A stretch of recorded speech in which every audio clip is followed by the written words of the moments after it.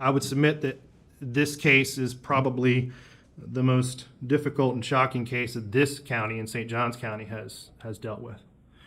In the 20 years that I have been, or 16 years that I have been practicing law, and the 30 years that I have lived and worked in this all of Northeast Florida, this case is one of only a very small few that had this level and this type of impact on the community.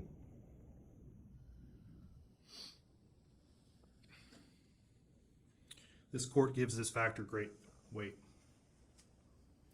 As to the last two remaining factors, the effect, if any, of immaturity, impetuosity, or failure to appreciate the risks and consequences of the defendant's participation in the offense, and the effect of the crime,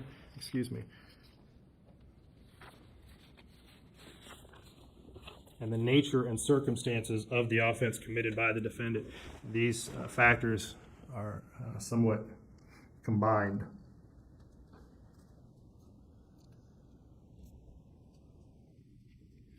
"114 stab wounds, 49 defensive wounds, 35 wounds to the head and neck, 29 to the back and shoulder, and 6 fatal wounds."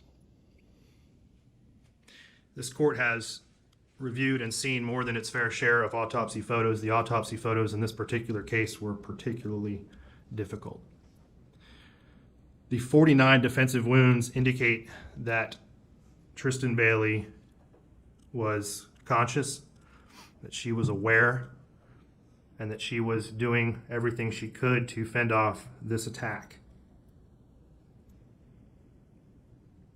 She suffered a painful, horrifying death from someone that she trusted.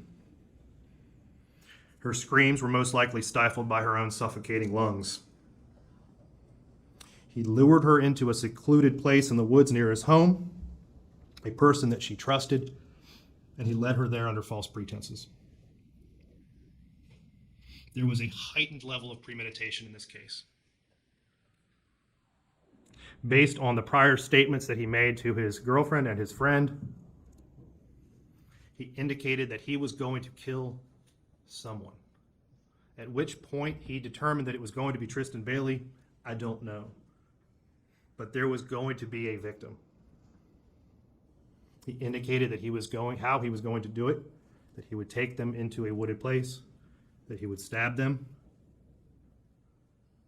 he would kill them and then run away so that he could keep on killing. He told his best friend that he wanted to kill someone to see what it felt like, and he wanted to watch them bleed out. This particular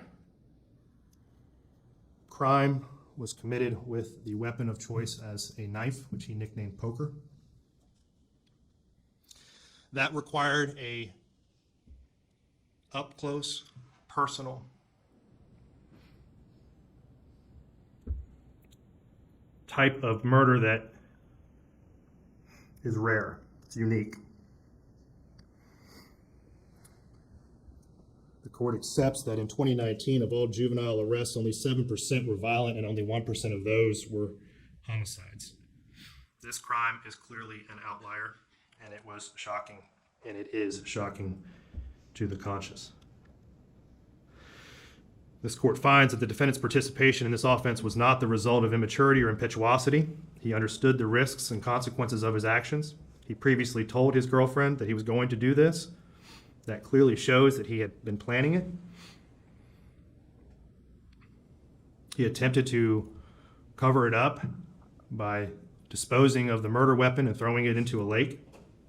He then attempted to conceal evidence by hiding his shoes and shirt and jeans, taking a shower, stealthily entering his home, and then the actions immediately after with the Snapchat videos in the back of the police car and the story that he made up about pushing her and her hitting her head, which was clearly refuted by the video evidence in this case. All of that shows, and this court finds, that this was not an immature or an impetuous type of crime. It makes it unique. It makes it extraordinary. What is also very troubling is that this crime had no motive. This was not done out of greed. It was not done in retaliation, retribution, or revenge. It was not a crime of passion. It was not a crime that was committed because he felt rejected by her. It was not done in a fit of uncontrollable anger. There was no reason. There was no purpose. It was done for no other reason than to satisfy this defendant's internal desire to feel what it was like to kill someone. It was committed in a cold, calculated, and premeditated manner without any pretense for moral or legal justification, and it was heinous, atrocious, and cruel. This factor and this factor alone makes this case and this defendant more than just unique. It is for this reason and all of the reasons previously stated that leads this court to the conclusion that there is only one appropriate sentence in this case. Mr. Fucci, if you and your attorneys would please rise.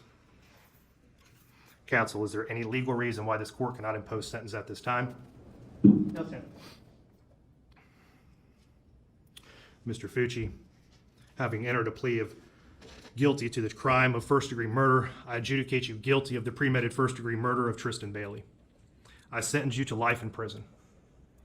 Because of your age, you are eligible for review of the sentence in 25 years.